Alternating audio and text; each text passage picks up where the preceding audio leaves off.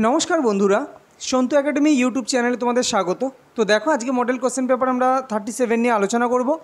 এর আগে 1 থেকে 36 পর্যন্ত যা যা সেট দিয়েছি সেগুলো কিন্তু অবশ্যই তোমরা দেখে নিও। যে আপকামিং যেসব পরীক্ষা আছে আরপিএফ বলো, এনটিপিসি, রেলওয়ে তো গ্রুপ ডি আর নোটিফিকেশন আউট করেছে, তারপরে মিছিল নিয়াস তো বলেই দিয়েছে যে কবে থেকে পরীক্ষা হতে পারে, টেন্টেটিভলি বলে দিয়েছে মিছিল নিয়াস। তারপরে তোমার ক্লার্কশিপ, তারপরে সামনে আবার এমটিএসের কিন্তু তোমার কত তারিখ থেকে এমটিএসেরই সামনে ইয়ে হবে, তোমার ফর্ম ফিল আপ হবে। হ্যাঁ, তো সেগুলো কিন্তু তোমরা মাথায় রেখো, দেরি করো না, কেননা এসএসসির কিন্তু সার্ভার লাস্টের দিকে কিন্তু খুব ডাউন হয়, অনেক সময় কিন্তু ফর্ম ফিল আপ করা যায় না, তো কেউ কিন্তু দেরি করো না। ওকে, তো চলো আর বেশি কথা না বাড়িয়ে আজকে আমরা মডেল কোশ্চেন পেপার 37 নিয়ে আলোচনা করি। দেখো আজকে ফার্স্ট কোশ্চেন কী আছে বলছে, দীর্ঘদৃষ্টি সমস্যা কমাতে নিম্নলিখিত কোন লেন্স ব্যবহার করা হয়? উত্তর লেন্স, অবতল লেন্স, উভোত্তর লেন্স নাকি বেলনাকার লেন্স? তো দেখো মায়োপিয়া বা হর্ষদৃষ্টি আর হাইপারমেট্রোপিয়া বা দীর্ঘদৃষ্টি আমি কিন্তু খুব টেকনিক্যালি বিষয়টা বুঝিয়েছিলাম এর আগের কোনো না কোনো ভিডিওতে। মানে এই যে আমি এই সেশনটা শুরু করেছি, অর্থাৎ আরপিএফের যে সেশনটা শুরু করেছি, এর মধ্যেই কোনো ভিডিওতে আমি দীর্ঘদৃষ্টি অর্থাৎ হাইপারমেট্রোপিয়া এবং মায়োপিয়া বা হর্ষদৃষ্টি এই দুটো নিয়ে এত ডিটেলসে বলেছি যে এই দুটো থেকে যা কোশ্চেন আসুক তোমরা কিন্তু করতে পারবে। তো সেটা তোমরা সেই ভিডিওটা তোমরা দেখে নিও, আমি দরকার হয় ডেসক্রিপশানে লিঙ্ক দিয়ে দেবো ওই ভিডিওটার, তোমরা সেখানেও দেখতে পারো। তো এর যে রাইট অ্যান্সার এটা কিন্তু উত্তর লেন্স। দীর্ঘদৃষ্টি হচ্ছে উত্তর লেন্স, দীর্ঘদৃষ্টিজনিত সমস্যা এটা উত্তর লেন্স দিয়ে মেটানো হয়, এবং অবতল লেন্স দিয়ে হচ্ছে হর্ষদৃষ্টি বা মায়োপিয়া। পরবর্তী কোশ্চেন দেখো, রাষ্ট্র পরিচালনার নির্দেশাত্মক নীতি এটা কত নম পার্টে আছে? পার্ট 5, পার্ট 2 নাকি পার্ট 3 নাকি পার্ট 4? তো রাইট অ্যান্সার পার্ট 4-এ আছে। পার্ট 4-এ আছে রাষ্ট্র পরিচালনার নির্দেশাত্মক নীতি। আচ্ছা, এই যে রাষ্ট্র পরিচালনার নির্দেশাত্মক নীতি এটা কোন দেশের সংবিধান থেকে গৃহীত? তো রাষ্ট্র পরিচালনার যে নির্দেশাত্মক নীতি এটা হচ্ছে আয়ারল্যান্ডের সংবিধান থেকে গৃহীত। আয়ারল্যান্ডের সংবিধান থেকে রাষ্ট্র পরিচালনার নির্দেশাত্মক নীতি, রাষ্ট্রপতি নির্বাচন পদ্ধতি, তাই না, এগুলো সবই আয়ারল্যান্ডের সংবিধান। আচ্ছা, পার্ট 5-এ কী আছে? পার্ট 5-এ কী আছে? পার্ট 5-এ হচ্ছে তোমার যেটা হচ্ছে কেন্দ্র রাজ্য যে শাসন বিভাগ, সেটা হচ্ছে পার্ট 5-এ।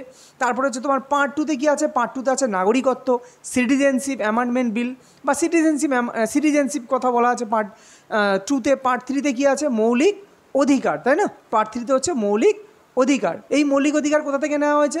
আমেরিকার সংবিধান থেকে মৌলিক অধিকার নেওয়া হয়েছে। চলো পরবর্তী কোশ্চেন, ইন্দোনেশিয়ার রাষ্ট্রপতির সরকারি বাসভবন কী নামে পরিচিত? Scotland Yard, Merdeka palace, Narayanhiti palace নাকি এলিসি প্যালেস? দেখো এলিসি প্যালেস তো তোমরা জানো ফ্রান্সের রাষ্ট্রপতির সরকারি বাসভবন, তাই না? আর নারায়ণহিতি প্যালেস কোথায়? এটা এর আগে অনেকবার পড়িয়েছি যে কাঠমান্ডুতে, যে নেপালে কাঠমান্ডুতে যে রাজবাড়ি বর্তমানে যেটা মিউজিয়াম হিসাবে আছে, তো সেই রাজবাড়ি সেটাই কিন্তু নারায়ণহিতি প্যালেস। স্কটল্যান্ড ইয়ার্ড কি? স্কটল্যান্ড ইয়ার্ড হচ্ছে তোমার যে লন্ডনের যে মেট্রোপলিটন পুলিশ বা গোয়েন্দা বিভাগের যে সদর দপ্তর, সেটা হচ্ছে স্কটল্যান্ড ইয়ার্ড। ওকে, তাহলে আর যেটা পড়ে আছে তো মার্ডেকা প্যালেস, এটা কিন্তু তোমার ইন্দোনেশিয়ার রাষ্ট্রপতির সরকারি বাসভবন। ওকে, চলো পরবর্তী, হলদিঘাটের যুদ্ধ কাদের মধ্যে হয়েছিল? আকবরের অভিভাবক বৈরম খাঁ ও হিমুর মধ্যে, আকবর এবং রানা প্রতাপের মধ্যে, ঔরঙ্গজেব এবং দারা শিকোর মধ্যে নাকি শেরশাহ ও হুমায়ুনের মধ্যে? তো right answer option number B is a correct answer, অর্থাৎ আকবর ও রানা প্রতাপের মধ্যে। এবার একটা কোশ্চেন আসে যে হলদিঘাটের এই যে যুদ্ধটা কত সালে হয়েছিল? তো আশা করি সকলেই এটা জানো, 1576 সালে, তাই না? 1576 সালে কিন্তু এই হলদিঘাটের যুদ্ধ হয়েছিল, যেখানে আকবর জয়ী হয়। ওকে, আচ্ছা, এই যে আকবরের অভিভাবক যে বৈরম খাঁ আর যে হিমু, এদের মধ্যে কি যুদ্ধ হয়েছিল? তো মনে রাখো পানিপথের দ্বিতীয় যুদ্ধ হয়েছিল। পানিপথের দ্বিতীয় যুদ্ধ, সেখানে আকবরের অভিভাবক হিসাবে বৈরম খাঁ এবং হিমুর মধ্যে হয়েছিল, এবং সেখানে বৈরম খাঁ কিন্তু জেতে এবং হিমু কিন্তু পরাজয় লাভ করে। আর পানিপথের প্রথম যুদ্ধ কত সালে হয়েছিল? পানিপথের দ্বিতীয় যুদ্ধ কত সালে হয়েছিল? 1556। আর তৃতীয় যুদ্ধ হয়েছিল 1761, তাই কি না?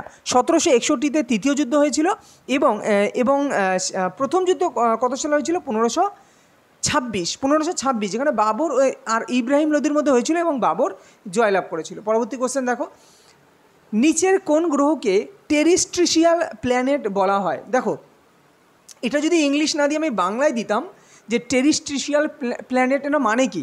এর মানেই হচ্ছে অন্তস্থ গ্রহ। অন্তস্থ গ্রহ। তাহলে অন্তস্থ গ্রহ কারা? বুধ, শুক্র, পৃথিবী, মঙ্গল, এই যে চারটে, মানে সূর্যের পরে সূর্যকে ঘিরে যে প্রথম চারটে গ্রহ, এরা হচ্ছে অন্তস্থ গ্রহ, এবং পরের যে গ্রহগুলো সেগুলো হচ্ছে তোমার বহিস্থ গ্রহ। ওকে, তো মনে রাখবে টেরিস্ট্রিয়াল প্ল্যানেট যারা, তারা হচ্ছে তাহলে বৃহস্পতি, শনি, নেপচুন এরা কি? বহিস্থ গ্রহ, আর মঙ্গল হচ্ছে অন্তস্থ গ্রহ।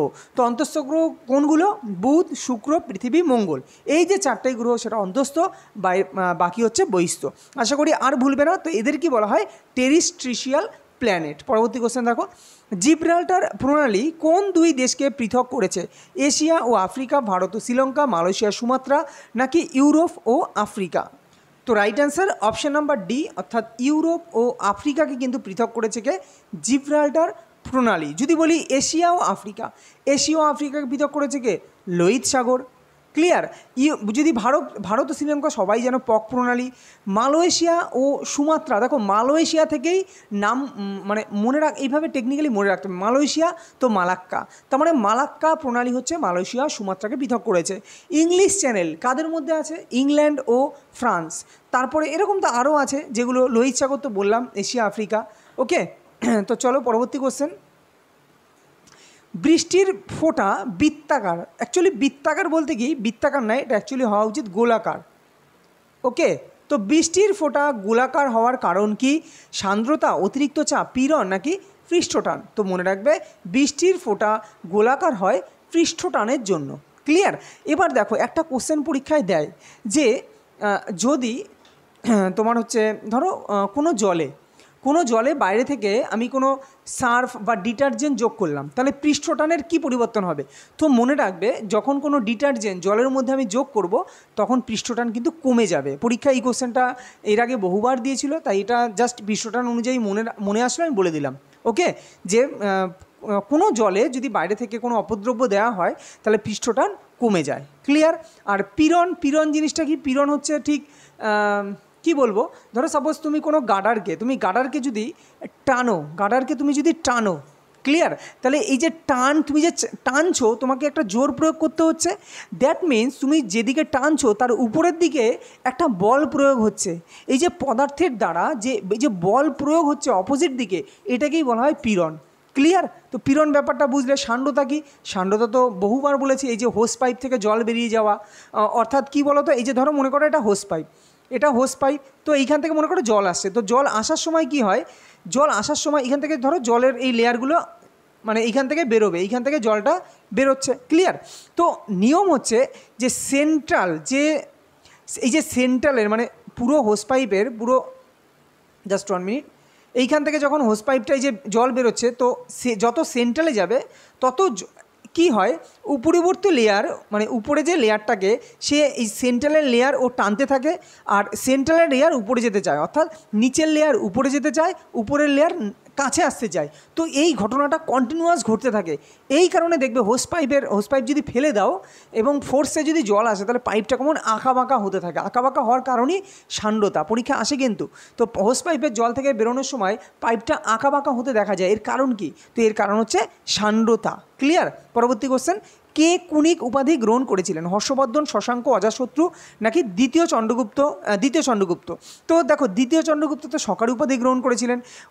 শশাঙ্ক হচ্ছে হর্ষবর্ধন তো শিলাদিত্য, এবং সকলোত্তর পথনাথ, এই দুটো হর্ষবর্ধন করেছিলেন। তাহলে শশাঙ্ক কী উপাধি করেছিলেন জানো? শশাঙ্ক হচ্ছে নরেন্দ্রাদিত্য। রাইট, শশাঙ্ক কী উপাধি গ্রহণ করেছিলেন? নরেন্দ্রাদিত্য।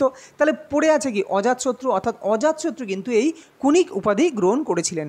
আরও যেমন স্কন্দগুপ্ত, ভারতের রক্ষাকর্তা, বিক্রমাদিত্য, তিনি কিন্তু স্কন্দগুপ্ত। বিন্দুসার কি? বিন্দুসার অমিত্রঘাত, শত্রু হননকারী, শিবাজি ছত্রপতি, গো ব্রাহ্মণ প্রতিপালক। অশোক কি? অশোক খুব পরীক্ষা আসে, চণ্ডাশোক, দেবনাম প্রিয়দর্শী, তোমার আরও অশোক এই কটাই করেছিলেন। আচ্ছা, তো চলো, শাহজাহানকে কী বলা হয়? Prince of builders. তো এগুলো যখনই যেটা পাবে ততবার একবার জাস্ট জিনিসগুলো পড়ে নেবে একবার মনে মনে। দক্ষিণের ব্রিটেন কাকে বলা হয়? ফিনল্যান্ড, আয়ারল্যান্ড, স্কটল্যান্ড, নাকি নিউজিল্যান্ড? তো right answer option number D, নিউজিল্যান্ডকে বলা হয় দক্ষিণের ব্রিটেন। ফিনল্যান্ডকে কি বলা হয়? হাজার হ্রদের দেশ, তাই না, সহস্র হ্রদের দেশ ফিনল্যান্ড।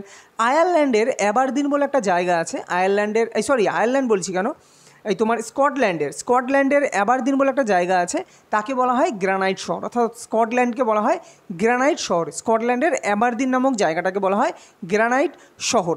আর আয়ারল্যান্ড যদি বলি, আয়ারল্যান্ডকে বলা হয় কি? পান্নার দ্বীপ। আয়ারল্যান্ড হচ্ছে পান্নার দ্বীপ।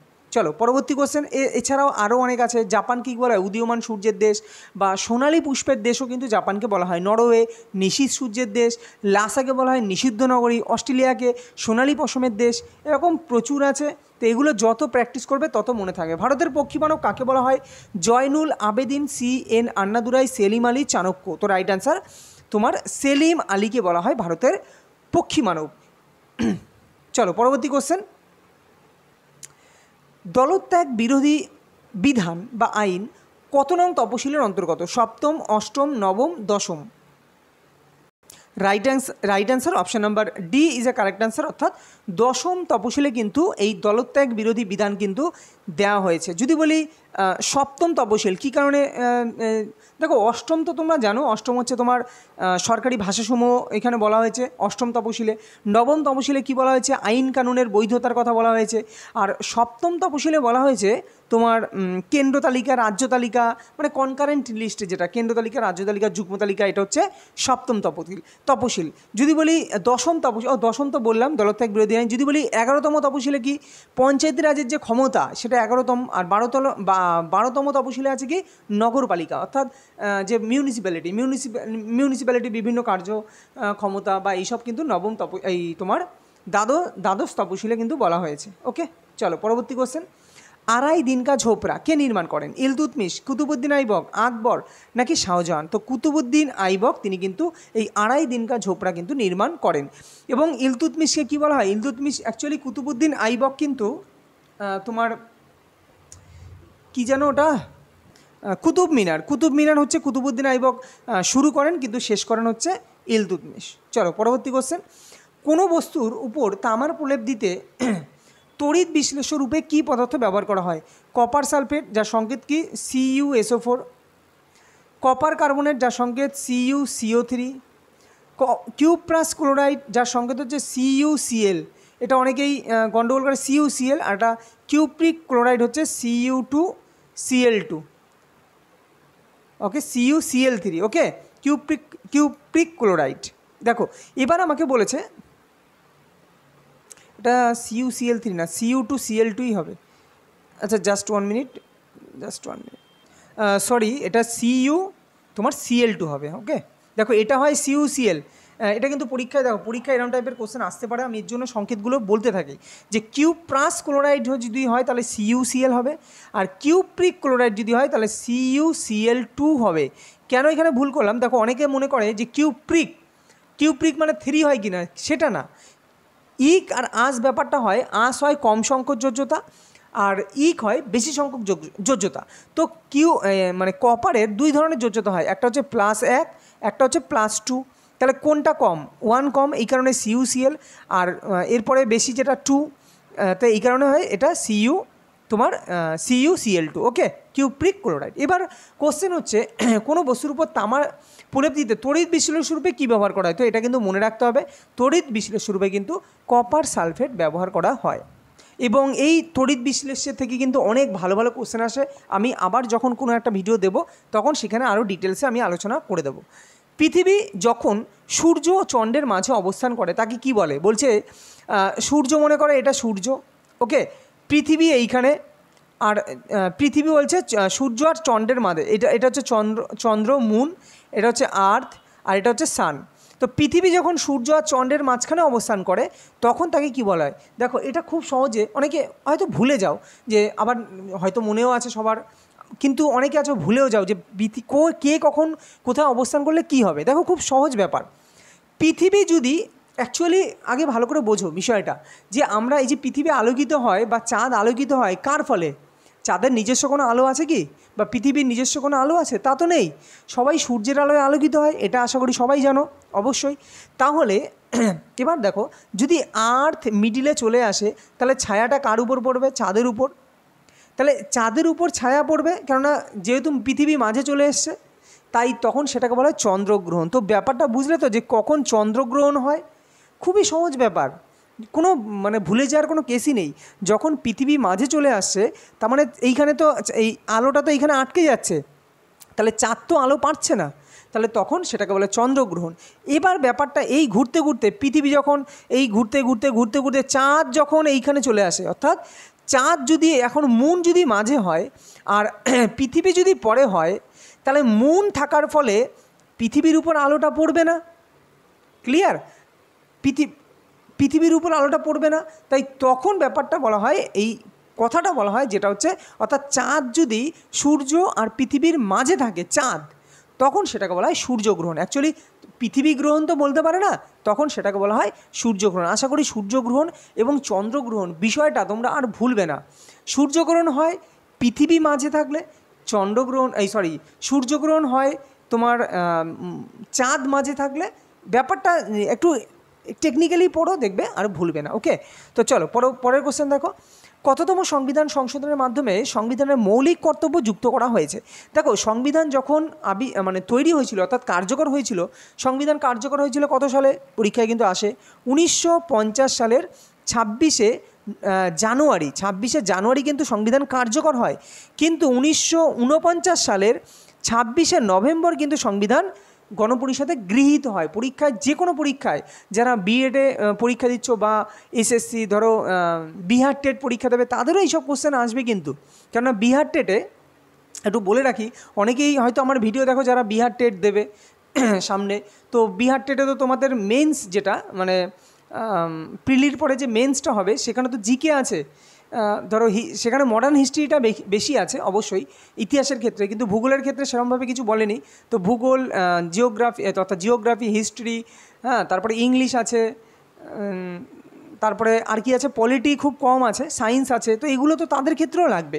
তো যারা বিহার টেট দিচ্ছ তাদের ক্ষেত্রেও কিন্তু আমার জিকেটা ভীষণভাবেই গুরুত্বপূর্ণ। তারপরে কারেন্ট অ্যাফেয়ার্স আছে। ওকে, তো 1949 সালে 26শে নভেম্বর তোমার গৃহীত হয় এবং কার্যকর হয় 26শে জানুয়ারি।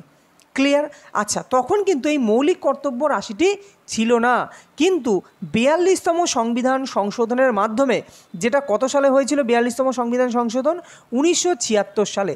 1976 সালে 42তম সংবিধান সংশোধনের মাধ্যমে এই মৌলিক কর্তব্য এই শব্দটি কিন্তু যুক্ত করা হয়। ক্লিয়ার? তখন মৌলিক কর্তব্য যখন যুক্ত করা হয়, তখন ছিল মৌলিক কর্তব্যের সংখ্যা 10টি।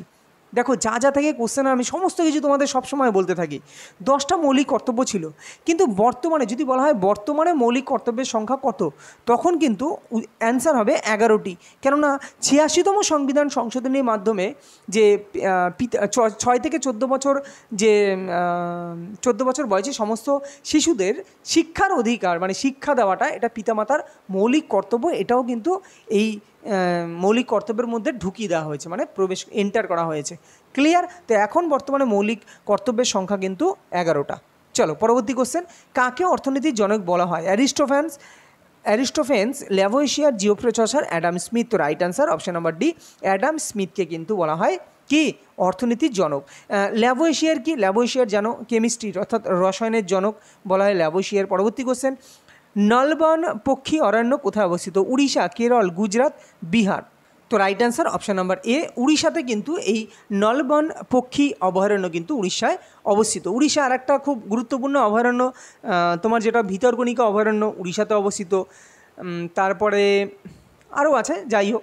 কেরলে যদি বলি, কেরলের কথা যদি বলি, মালাবার অভয়ারণ্য কিন্তু কেরলে আছে।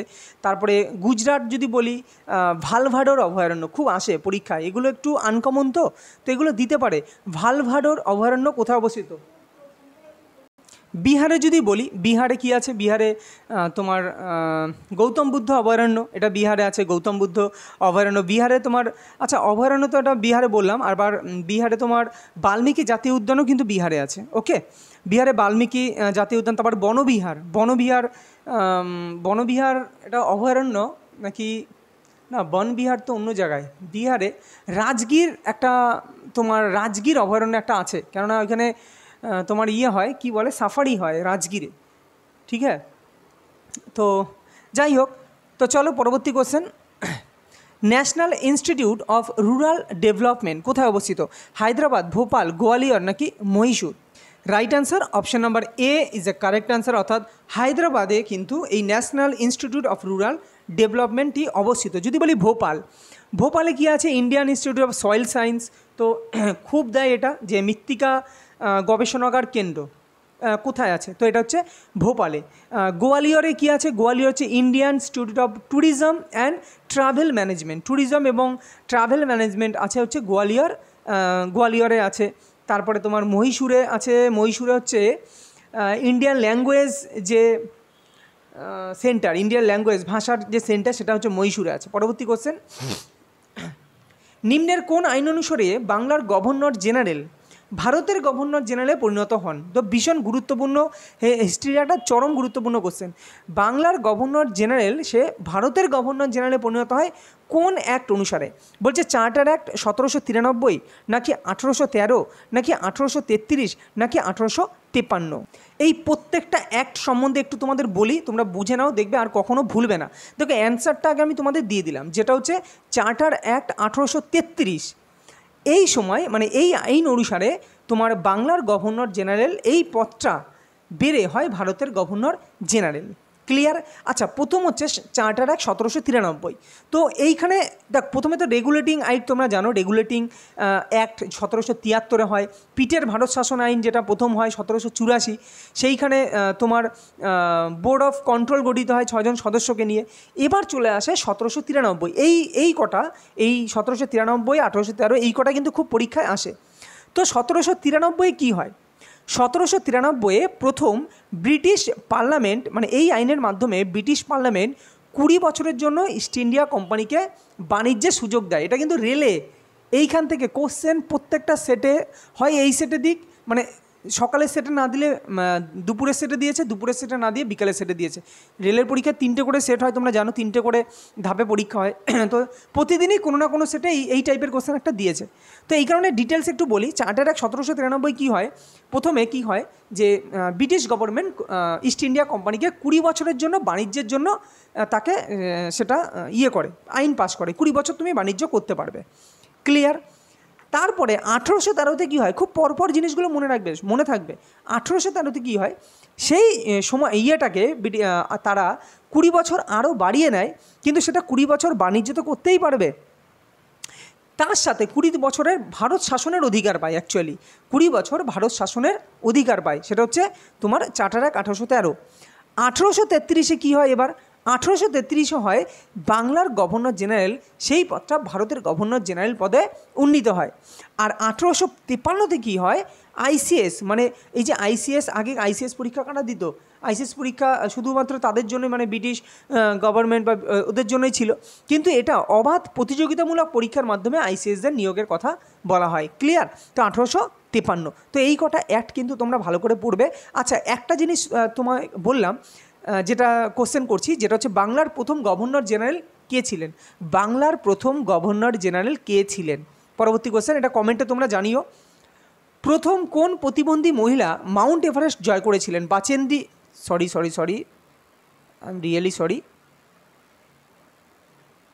বাচেন্দ্রী পাল, ওকে, বাচেন্দ্রী পাল, সানিমা বেগম, অরুণিমা সিনহা নাকি দুর্গা ব্যানার্জি? তো রাইট অ্যান্সার হচ্ছে অরুণিমা সিনহা। তিনি কিন্তু সর্বপ্রথম তোমার মাউন্ট এভারেস্ট জয় করেছিলেন। কিন্তু প্রতিবন্ধী মহিলা যিনি, তিনি মাউন্ট এভারেস্ট জয় করেছিলেন কে? অরুণিমা সিনহা।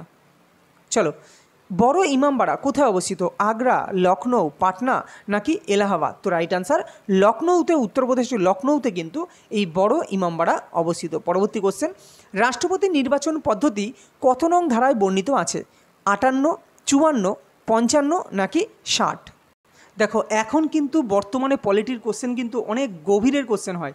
ঠিক মানে রাষ্ট্রপতি নির্বাচন পদ্ধতি তোমরা আগে জানতে পার্ট অমুকে আছে, পার্ট এত আছে। এখন কিন্তু রাষ্ট্রপতির যে যোগ্যতা বলি 1 নং ধারায়, সেরামও কোশ্চেন যে তোমাকে এখানে দিতে পারে যে রাষ্ট্রপতির যোগ্যতা বলি কোন ধারায় বর্ণিত আছে। তো যেমন সেটা 58 নং ধারায়। তাহলে 58 নং ধারায় কী আছে, রাষ্ট্রপতি হওয়ার যে যোগ্যতা বলি, যে তাকে বয়স কমপক্ষে কত হতে হবে, 35 বছর হতে হবে, লোকসভা বা রাজ্যসভার সদস্য হতে হবে, তারপরে মানে লোকসভার সদস্য হওয়ার যোগ্যতা থাকতে হবে, ঠিক আছে। তো এই যে ব্যাপারগুলো, এই যে তোমার যোগ্যতা বলি, সেটাগুলো 58 নং ধারায় আছে। 54 নং ধারায় কি বলা আছে, 54 নং ধারায় অ্যাকচুয়ালি রাষ্ট্রপতি নির্বাচনের কথা বলা আছে, কিন্তু নির্বাচন পদ্ধতি চেয়েছে, নির্বাচন পদ্ধতির কথা বলা আছে কিন্তু 55 নং ধারায়। ক্লিয়ার? রাষ্ট্রপতি নির্বাচন, দেখো আমি যদি এখানে পদ্ধতি না বলতাম, আমি যদি বলতাম রাষ্ট্রপতি নির্বাচনের কথা বলা আছে কত নং ধারায়, তখন অ্যান্সার হতো 54 নং ধারায়। কিন্তু আমি বলেছি রাষ্ট্রপতি নির্বাচন পদ্ধতির কথা বলা আছে কত নং ধারায়, তখন অ্যান্সার কিন্তু 55 নং ধারায়। তো এই রাষ্ট্রপতির যে ধারাগুলো সেগুলো কিন্তু একটু ভালো করে পড়বে, এই কটা ধারার মধ্যেই ঘুরিয়ে ফিরিয়ে দেয়। আর 60 নং ধারায় কি বলা আছে, 60 নং ধারায় বলা আছে যে রাষ্ট্রপতির শপথ গ্রহণের কথা। কে শপথ গ্রহণ করান, সুপ্রিম কোর্টের, ভারতের যে সুপ্রিম কোর্টের প্রধান বিচারপতি, সবচেয়ে প্রবীণতম যে বিচারপতি বা প্রধান বিচারপতি, বা প্রধান বিচারপতি না থাকলে সবথেকে প্রবীণতম যে বিচারপতি সুপ্রিম কোর্টের হতে হবে, তিনি রাষ্ট্রপতিকে শপথ বাক্য পাঠ করান। ক্লিয়ার? আর রাষ্ট্রপতির কার্যকাল কতদিন, কার্যকাল হচ্ছে 5 বছর। ক্লিয়ার? আর একটা কোশ্চেন দেয় যে 57 নং ধারাটা কি, এটা একটু জেনে নাও। যতগুলো এতগুলো যখন জেনেছো, এই 57 নং ধারায় কিন্তু রাষ্ট্রপতির পুনর্নিয়োগের ব্যবস্থার কথা বলা হয়েছে, এবং রাষ্ট্রপতির ইমপিচমেন্ট মানে পদত্যাগের কথা বলা হয়েছে 61 নং ধারায়। খুবই ইম্পর্টেন্ট, এটা কিন্তু পরীক্ষায় দেয়। পরবর্তী কোশ্চেন দেখো, নিম্নলিখিত কোন রাজ্যের উপর দিয়ে কর্কটক্রান্তি রেখা যায়নি বলেছে, মধ্যপ্রদেশ, মণিপুর, মিজোরাম নাকি ত্রিপুরা। তো রাইট অ্যান্সার কী হবে, right answer option number B, মণিপুরের মধ্যে উপর দিয়ে কিন্তু তোমার কি এই কর্কটক্রান্তি রেখা কিন্তু যায়নি। কার কার উপর দিয়ে তোমরা যদি একটু দেখো, সোজা দাগ টানো, দেখবে প্রথম হচ্ছে কি গুজরাট, তারপরে কি আছে রাজস্থান, প্রথমে রাজস্থান, তার নিচে একটু হয়ে গুজরাট, গুজরাটের পরে কি মধ্যপ্রদেশ ঢুকে গেল। এরকম পরপর তোমরা গ্রাফটা মানে ম্যাপটা, ভারতের ম্যাপ দেখে কর্কটক্রান্তি রেখাটা দেখে নেবে, দেখবে জীবনে ভুলবে না। তো মধ্যপ্রদেশ, মণিপুর, মিজোরাম, পশ্চিমবঙ্গ, হ্যাঁ, তারপরে ছত্তিশগড়, সবার উপর দিয়েই গেছে, কিন্তু ত্রিপুরার উপর দিয়ে গেছে, কিন্তু তোমার মিজোরাম, হ্যাঁ, মণিপুরের উপর দিয়ে কিন্তু তোমার এই কর্কটক্রান্তি রেখা যায়নি। চলো, লিপিডের তাপন মূল্য কত, লিপিড মানে কি, লিপিড মানেই কিন্তু ফ্যাট। তো ফ্যাট আর লিপিড একই কথা, তো ফ্যাটের তাপন মূল্য কত, 9.3, অবশ্যই কিলো ক্যালোরি, KCAL। ওকে, তো কিলো ক্যালোরির জায়গায় যদি অন্য কিছু দেয় তো সেটা কিন্তু হবে না। তো মনে রেখো এই ইউনিট সহ কিন্তু মনে রেখো 9.3 কিলো ক্যালোরি, কেননা তোমাকে অন্য অপশান দিয়ে দিতে পারে, 9.3 দিয়ে আর একটা কোনো অপশান দিতে পারে, ইউনিট চেঞ্জ করে, তখন কি করবে, এই কারণে ইউনিট সহ মনে রাখবে। ইন্ডিয়ান ইন্ডিপেন্ডেন্স লীগ কে প্রতিষ্ঠা করেন, চন্দ্রশেখর আজাদ, মহাত্মা গান্ধী, নেতাজি সুভাষচন্দ্র বোস নাকি রাসবিহারী বসু।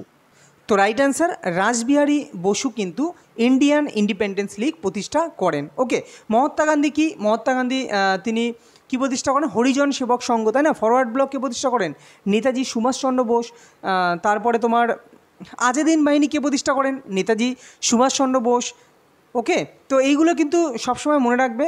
আর এই যে চন্দ্রশেখর আজাদ, উনি কিছু প্রতিষ্ঠা করেন, এই মুহূর্তে তিনি চন্দ্রশেখর আজাদ কি প্রতিষ্ঠা করেন তোমরা কমেন্টে আমাকে জানিও। ওই হিন্দুস্তান সোশ্যালিস্ট রিপাবলিকান, ঠিক, হিন্দুস্তান সোশ্যালিস্ট রিপাবলিকান কিন্তু চন্দ্রশেখর আজাদ প্রতিষ্ঠা করেন। চলো পরবর্তী কোশ্চেন, অন্তরা কোন দেশের সংবাদ সংস্থা, ইন্দোনেশিয়া, রাশিয়া, থাইল্যান্ড নাকি ইরান। তো right answer option number A, ইন্দোনেশিয়ার একটি সংবাদ সংস্থা হচ্ছে অন্তরা। পরবর্তী কোশ্চেন, কার্চি পূজা কোথাকার একটি আঞ্চলিক উৎসব, কার্চি পূজা ত্রিপুরা, রাজস্থান, কেরল নাকি কর্ণাটক। তো কোথাকার একটি আঞ্চলিক পূজা হচ্ছে, উৎসব হচ্ছে কার্চি পূজা। তো সেটা কিন্তু অপশান নাম্বার এ, ত্রিপুরার একটি আঞ্চলিক উৎসব হচ্ছে কার্চি পূজা। নিচের কোনটি স্কটল্যান্ডের জাতীয় খেলা, ষাঁড়ের লড়াই, ক্রিকেট, গলফ নাকি তীরন্দাজি। তো right answer option number C, golf হচ্ছে স্কটল্যান্ডের এটি জাতীয় খেলা। ষাঁড়ের লড়াই কার, আশা করি জানো, স্পেনের।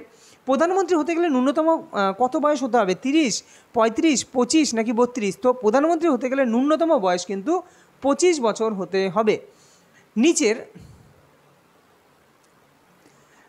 নিচের কোন প্রাণীর শ্বাসঙ্গ বই ফুসফুস? চিংড়ি, মাছ, ব্যাঙাচি নাকি মাকড়সা? দেখো এইটা এই বই ফুসফুস, আর একটা হচ্ছে বই ফুসফুস মানে হচ্ছে বই ফুলকা, ক্লিয়ার। আর একটা হচ্ছে বুকগিল বা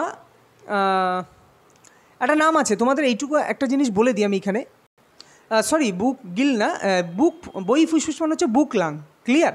এই একেই বলা হয় বই ফুসফুস, বুকলাং বা বই ফুসফুস। এবার যদি বই ফুসফুস বলে, বুকলাং বলে, তখন অ্যান্সার হবে মাকড়সা, ক্লিয়ার। কিন্তু যদি এটা বলতো বুকগিল বা বই ফুলকা, বুকগিল, তখন অ্যান্সার হতো চিংড়ি, ক্লিয়ার। তখন অ্যান্সার কিন্তু চিংড়ি, এখন না, কিন্তু এখন অ্যান্সার কোনটা? মাকড়সা। তাহলে মাকড়সা হচ্ছে শ্বাসঙ্গ হচ্ছে বই ফুসফুস। আর মাছের তো যেন ফুলকা। আর ব্যাঙাচি কি? ব্যাঙাচি হচ্ছে তোমার বহি ফুলকা। ওকে, চলো। নিচের কোনটি বায়ুমণ্ডলের সবচেয়ে শীতলতম স্তর? আয়োনোস্ফিয়ার, ট্রোপোস্ফিয়ার, স্ট্র্যাটোস্ফিয়ার নাকি মেসোস্ফিয়ার? তো সব থেকে শীতলতম স্তর কোনটা? সেটা হচ্ছে মেসোস্ফিয়ার। ওকে, ট্রোপোস্ফিয়ার কোনটা? ট্রোপোস্ফিয়ারকে কী মণ্ডল বলা হয়? ক্ষুব্ধমণ্ডল। ট্রোপোস্ফিয়ারের আরেক নাম হচ্ছে ক্ষুব্ধমণ্ডল, কেননা এখানেই কিন্তু ঝড়, বৃষ্টি, বজ্রবিদ্যুৎ, মানে আমাদের যে আবহাওয়া মণ্ডল, মহাকাশ যে আমাদের আবহাওয়া মণ্ডল, সেটাই হচ্ছে ট্রোপোস্ফিয়ার, যে স্ফিয়ারে আমরা বেঁচে থাকি, আমরা বেঁচে আছি। আয়নোস্ফিয়ার কি? আয়নমণ্ডল, যেখানে বেতার তরঙ্গ প্রতিফলিত হয়। আর স্ট্র্যাটোস্ফিয়ার কি? ওজোনোস্ফিয়ার, যেটা শান্তমণ্ডল বা বলতে পারো ওজোন গ্যাস যেখানে পাওয়া যায়। চলো পরের question.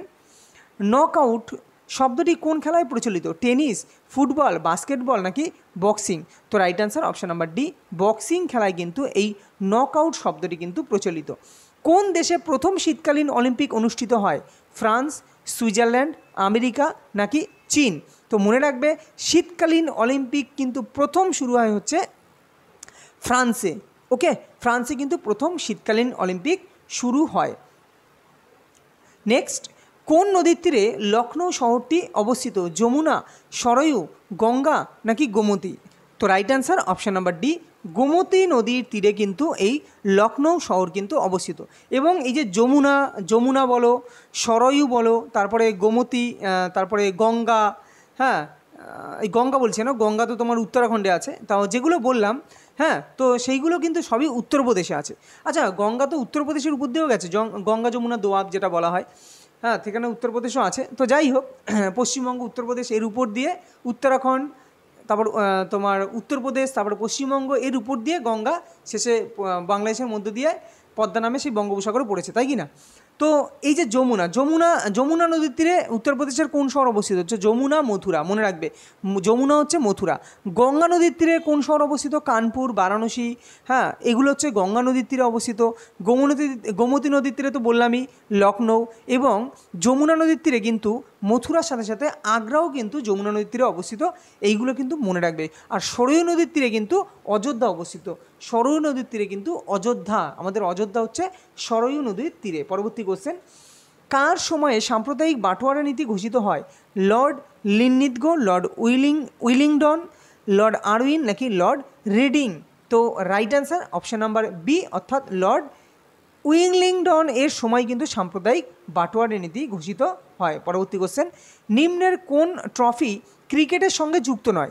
Federation cup, Wisden trophy, NatWest trophy নাকি চারমিনার চ্যালেঞ্জ ট্রফি? তো right answer option number A, federation cup কিন্তু তোমার ক্রিকেটের সাথে জড়িত নয়। বাকি Wisden trophy, NatWest trophy, Charminar challenge trophy সবই কিন্তু ক্রিকেটের সঙ্গে যুক্ত, শুধুমাত্র ফেডারেশন কাপ তাহলে কিসের সাথে যুক্ত? ফুটবলের সাথে যুক্ত। নেক্সট কোশ্চেন, নিম্নলিখিত কোন লেখ জারির মাধ্যমে সুপ্রিম কোর্ট কোনো সরকারি কর্মীকে নিজের দায়িত্ব পালন করার আদেশ দিতে পারে? আমি এর আগেও কিন্তু প্রত্যেকটা জিনিস আমি আগের কোনো না কোনো ভিডিওতে আমি কিন্তু বহুবার বলেছি এই জিনিসগুলো। হেবিয়াস কর্পাস কি, ম্যান্ডামাস কি, প্রহিবিশন কি, সার্টিওয়ারি কি, তারপরে তোমার আরেকটা আছে কিউআরএন2 কি, এগুলো সব এই পাঁচটা আছে, এই পাঁচটার মধ্যে ঘুরিয়ে পেঁচিয়ে তোমাদের দেবে।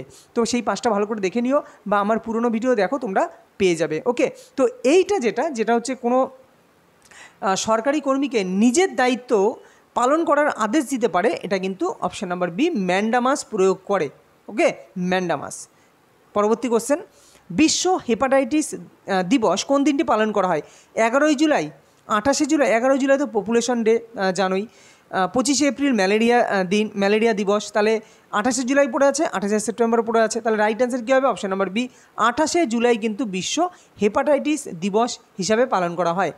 ক্যামেরার ডায়াফ্রাম মানবচক্ষুর কোন অংশের সঙ্গে সম্পর্কিত? চোখের পাতা, আইরিস, চোখের লেন্স নাকি রেটিনা? দেখো রেটিনার সাথে ফিল্ম সম্পর্কিত, তাই না? মানে রেটিনা অ্যাকচুয়ালি কী হয়, আমরা যে চোখে মানে চোখের যে রেটিনা আমাদের আছে সেখানে কি হয়, আমরা যে বস্তুটা দেখি তার প্রতিবিম্বটা সৃষ্টি হয়, এই তো।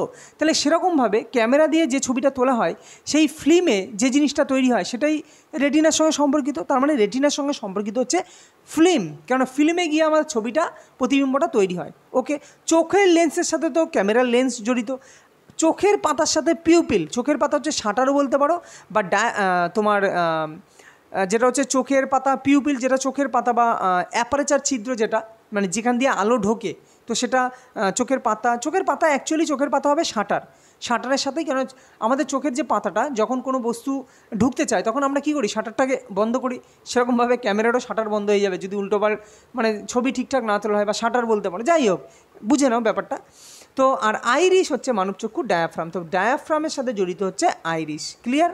পরবর্তী কোশ্চেন, হেরিকেন ঘূর্ণিঝড় দেখতে পাওয়া যায় নিচের কোন অঞ্চলে? আরব সাগর ও বঙ্গোপসাগরে, আমেরিকা যুক্তরাষ্ট্রের মধ্যভাগে, নাকি ক্যারিবিয়ান সাগরে, নাকি দক্ষিণ পূর্ব চীন সাগরে? তো হেরিকেন যে ঝড় সেটা দেখা যায় কিন্তু ক্যারিবিয়ান সাগরে, কিন্তু হেরিকেন ঝড় দেখতে পাওয়া যায়। এরকম টাইফুন আমেরিকা যুক্তরাষ্ট্রে যেমন টাইফুন দেখতে পাওয়া যায়।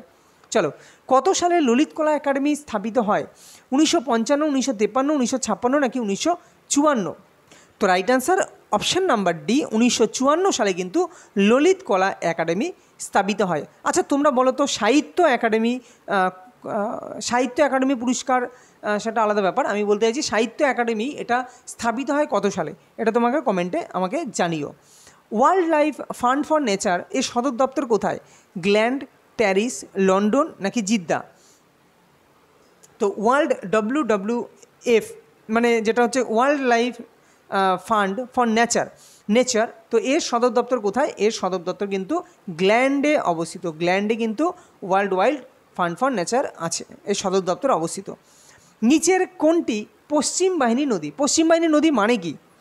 দেখো এইখানে একটা জিনিস হয়তো অনেকে যারা জানো তারা একটুখানি স্কিপ করে নিও, যারা অনেকে আছো নাও জানতে পারো। তো দেখো এটা হচ্ছে নর্থ, তোমরা জানো এটা হচ্ছে নর্থ, মানে ভারতের ম্যাপটাকে তোমরা এইভাবে ভাগ করে নাও, নর্থ, সাউথ, ইস্ট আর ওয়েস্ট। এবার দেখো যেগুলো ওয়েস্টের দিকে ধাবিত হয়, যে নদীগুলো ধরো মাঝখান দিয়ে, যেমন আমি যদি বলি নর্মদা নদী কোথা থেকে উৎপন্ন হয়?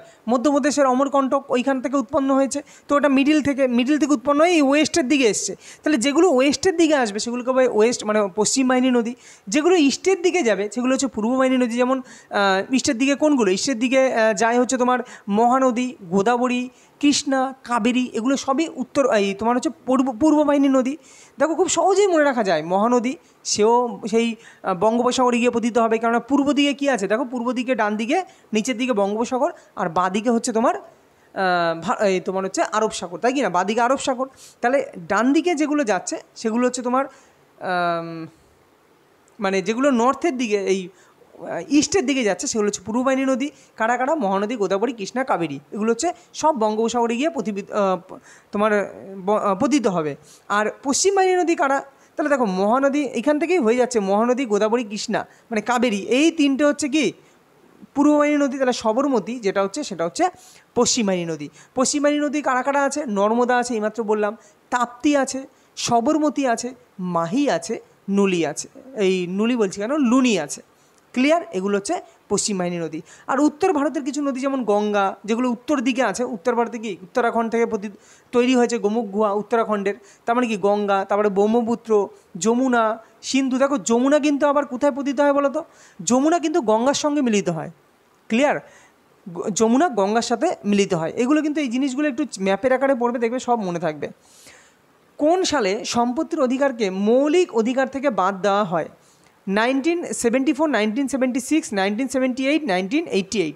দেখো 76 আর 78 এই দুটো সাল খুব গুরুত্বপূর্ণ। এই যে মৌলিক অধিকার বাদ দেওয়া হয়েছে সেটা কিন্তু 1978-এর 44তম সংবিধান সংশোধনীর মাধ্যমে মৌলিক অধিকারকে বাদ দেওয়া হয়েছে 1978-এ। আর 1976-এ কী হয়েছিল? সেটা হচ্ছে 42তম সংবিধান সংশোধনীর মাধ্যমে সেই তোমার ধর্মনিরপেক্ষতা, সমাজতান্ত্রিক অখণ্ডতা, তার মৌলিক কর্তব্য, এগুলো কিন্তু যুক্ত করা হয়েছিল 1976-এ। আর 1978-এ 44তম সংবিধান সংশোধনীর মাধ্যমে মৌলিক অধিকারকে বাদ দেওয়া হয়েছে। আগে মৌলিক অধিকার কত নং ধারায় ছিল বলতে পারবে? আচ্ছা, এটা কমেন্টে জানিও তোমরা। আচ্ছা, এটা বলেই দিচ্ছি আমি, আগে যখন সংবিধান রচিত হয় তখন মৌলিক অধিকার ছিল 31 নং ধারায়। ক্লিয়ার? 31 নং ধারায় কিন্তু মৌলিক অধিকারটা ছিল। বর্তমানে সেটা আইনি অধিকার হয়েছে। ঠিক আছে? তো আইনি অধিকার হওয়ার পর সেটা এখন কত নং ধারায় আছে? সেটা কিন্তু আছে হচ্ছে 300A নং ধারায়। 300A নং ধারায় বর্তমানে কিন্তু এই যে মৌলিক অধিকারটা, যেটা সম্পত্তির অধিকার, ওকে, এই সম্পত্তির অধিকারকে কিন্তু এখন বর্তমানে তোমার আইনি অধিকার করা হয়েছে, আছে কোথায়? 300A নং ধারায়। ক্লিয়ার? তো এই ব্যাপারগুলো কিন্তু একটু মনে রাখবে, এগুলো কিন্তু সব সময় যে কোনো পরীক্ষা আসতে পারে। কে জেনারেল ডায়ারকে হত্যা করে? মাস্টারদা সূর্য সেন, দীনেশ গুপ্ত, উধম সিং নাকি ভগৎ সিং? তো ভগৎ সিং কিন্তু জেনারেল ডায়ারকে হত্যা করেছিলেন। নিচের কোনটি ব্যাকটেরিয়া ঘটিত রোগ নয়? Cholera, pneumonia, diphtheria, encephalitis. দেখো, কলেরা, ভিব্রিও কলেরি, এটা ব্যাকটেরিয়া। নিউমোনিয়া এটাও ব্যাকটেরিয়া। ডিপথেরিয়া এটাও ব্যাকটেরিয়া, তাই না? কিন্তু এনকেফেলাইটিস এটা কিন্তু একটা ভাইরাস ঘটিত রোগ। এনকেফেলাইটিস কি? এটা মশাবাহিত একটা রোগ, কিউলেক্স মশার কামড়ে। চলো, নিম্নলিখিত কোনটি ইনপুট ডিভাইস নয়? ইনপুট ডিভাইস মানে ধরো সাপোজ আমি যদি বলি কিবোর্ড দিয়ে আমরা কী করি? আমরা কিবোর্ডে যখন আঙুল দিয়ে মানে কিবোর্ডটাকে টিপি তখন কি হয়? সেই কিবোর্ডে বিভিন্ন কাজগুলো যেগুলো আমি চাই 1 2 3 4 ABCD যা লিখি সেগুলো মনিটরে দেখা যায়। তার মানে কি এটা একটা ইনপুট ডিভাইস? তাহলে কিবোর্ড একটা ইনপুট ডিভাইস। স্ক্যানার কি করে? স্ক্যানারও তো জিনিসটাকে নিজে নেয় না, কম্পিউটারের মধ্যে নেয়, স্ক্যান করে, তার মানে ওটাও ইনপুট ডিভাইস। মাউস দিয়ে আমরা কি করি? ক্লিক করি, তার মানে ওটাও ইনপুট ডিভাইস। কিন্তু প্রিন্টার দিয়ে আমরা কি করি? আরে প্রিন্ট করি না, প্রিন্ট করে বাইরে বের করি। তাহলে প্রিন্টার কিন্তু একটা ইনপুট ডিভাইস নয়, প্রিন্টার হচ্ছে আউটপুট ডিভাইস। আশা করি বুঝতে পেরেছো যে কীভাবে এই জিনিসগুলো বার করবে। নাঙ্গা পর্বত কোথায় অবস্থিত? নেপাল, চীন, ভারত নাকি পাকিস্তান?